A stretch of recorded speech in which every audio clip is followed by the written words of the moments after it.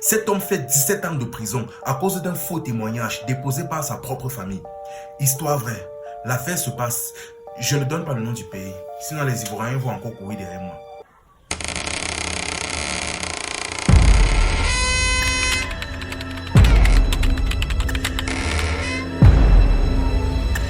Voici l'homme en question. Ici, on va l'appeler Sako. Un jour, Sako est dans sa maison. Il n'a de problème avec personne. Du moins, c'est ce qu'il pense. Mais subitement, plusieurs policiers entrent dans sa demeure. On le porte subitement comme un sac d'igname. On le jette dans un camion et on l'amène rapidement au poste de police. Une fois au poste de police, on lui fait comprendre qu'il est accusé d'avoir sa propre fille de 7 ans. Et qui est? Ma propre fille de 7 ans, comment? Là, donc, on lui fait signer quelques papiers et il se retrouve donc au tribunal. Une fois donc au tribunal, on lui demande donc d'attester les faits. Est-ce que tu as bien ta fille de 7 ans? Il a donc signé donc par A plus B qui ne savait pas de quoi il parlait. Cette fois-ci, donc, on a commencé à collecter les témoignages. Sa mère est venue témoigner contre lui. Sa soeur est venue témoigner contre lui. Ses frères sont venus témoigner contre lui. Même sa petite fille de 7 ans est venue déposer aussi un autre témoignage contre lui. Bref, toute sa famille est venue témoigner contre lui. Ça côté dépassé, il ne comprenait rien. Là donc, le juge a dit que tu ne comprends pas quoi. Voilà même ta propre famille, jusqu'à même ta mère parmi, sont venus témoigner contre toi. Tu veux dire quoi par là? Finalement, même le juge ne voulait plus rien comprendre. Pour lui, les faits étaient déjà là. Il a donc demandé à ce qu'on en fait, mais il a déposé une sentence de 20 ans de prison. On a donc porté dans Sako, donc on l'a déposé en prison. Sauf que, une fois qu'il était en prison, après 4 ans de prison, il reste comme ça, il commence à gratter sa tête, il dit que mais j'ai fait même quoi ici? Je me retrouvais même dans quelque chose que... Donc, le tribunal était tellement rapide et absurde qu'il n'a rien compris. Finalement, après 4 ans, il commence enfin pas à réfléchir. Il décide donc de faire appel. Il a donc fait appel et son appel a été reçu. Il a donc demandé à ce qu'une enquête soit refaite. Cette fois-ci donc, le juge qu'il avait condamné à 17 ans de prison n'était plus. Il était déjà à la retraite. Cette fois-ci, c'était une femme qui était censée le juger. Il a demandé à la femme là à ce qu'une enquête soit refaite. On a dit que ok. On a donc refait dans l'enquête et on a réappelé les témoins. Sauf que cette fois-ci, au début, c'était quelques membres de la famille qui étaient là. Mais bizarrement, cette fois-ci, c'est comme si la famille s'était seulement multipliée par 4. C'est-à-dire, il y avait plus de témoins que la dernière fois. Chose normalement qui aurait dû dicter dans la tête de la juge. Mais bref, vous connaissez les femmes. Sako a signé par A plus B qui ne connaissait pas. Mais bien évidemment, toute sa famille est à nouveau venue témoigner contre lui. Dit que c'est lui, il a fait, jusqu'à décrire même la scène. Là, la femme a écouté, elle a dit, mais attends, et tu fais appel par rapport à quoi? Quand ta propre famille vient témoigner contre toi, tu viens témoigner par rapport à quoi? D'ailleurs, qui t'avait même donné 20 ans de prison? Non, non, non, le tout, si c'est à perpétuité, tu ne sors plus. Elle a tapé la table. Le gars dit il dit que pardon, laissez-moi d'abord parler. Je vais m'expliquer. On a dit que tu veux parler quoi? On l'a porté rapidement, on l'a amené. Lui-même, il a commencé à regretter. Parce que s'il restait tranquille, il devait faire ses 20 ans finis, mais cette fois-ci, il ne sort plus. On l'a donc ramené en prison. Les femmes, famille, les femmes, likez et partagez la vidéo au maximum. Que cette histoire puisse toucher le plus de monde possible. Une fois qu'on a amené l'eau en prison, maintenant, après 17 ans, voilà sa fille maintenant qu'on invite sur un plateau de télévision en plein midi, devant tout le pays. Donc, en nous posant quelques questions donc sur l'affaire, elle-même, devant tout le pays, elle avoue que franchement, elle ne sait vraiment pas de quoi il s'agit. Elle est en train de dire, je ne sais vraiment pas de quoi il s'agit. En réalité, donc, j'ai beau réfléchir, parce que la jeune fille, au début, elle était petite, mais maintenant, elle a grandi. Et je pense qu'elle était déjà dans la vingtaine. Elle a grandi, elle commence à réaliser certaines choses. Elle dit, franchement, j'ai beau réfléchir et je ne vois pas papa en train de me faire quelque chose.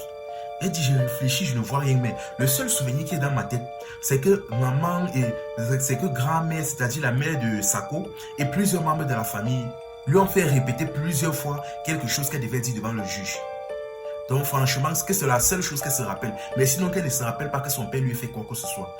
Mais après elle a dit, mais franchement, c'est vrai quand même que j'étais jeune. Peut-être que j'ai oublié, mais... Sauf que un jour, une de ses tantes est décédée. Et en décédant, la tante en question avait un peu la culpabilité, le remords. Elle a donc décidé donc de dire la vérité à la fille, au moins pour soulager son âme avant de partir. Elle a avoué que c'était un coup monté. Et à l'instant où on a entendu ça, le dossier a été ressorti. Là, on comprend donc qu'il y a eu une grave erreur judiciaire. Le dossier donc a été ressorti. Une fois donc que le dossier a été ressorti, bien évidemment, vous devez savoir que les procédures sont longues, sont généralement longues. On ne te défait pas comme ça, surtout après avoir fait autant d'années en prison pour une aussi vieille affaire. Donc, les procédures ont duré 4 ans. Après 4 ans, donc, on les remis à la barre. On a dit que, mais Comment ça se fait que ta propre famille est venue témoigner contre toi? Donc, bref, ça n'avait pas de sens. C'était un peu absurde. On ne comprenait rien. Il a dit que c'est parce que j'ai essayé. Le problème est, par rapport aux 2 autres juges, que j'ai essayé de parler, mais à chaque fois, on me disait de me taire.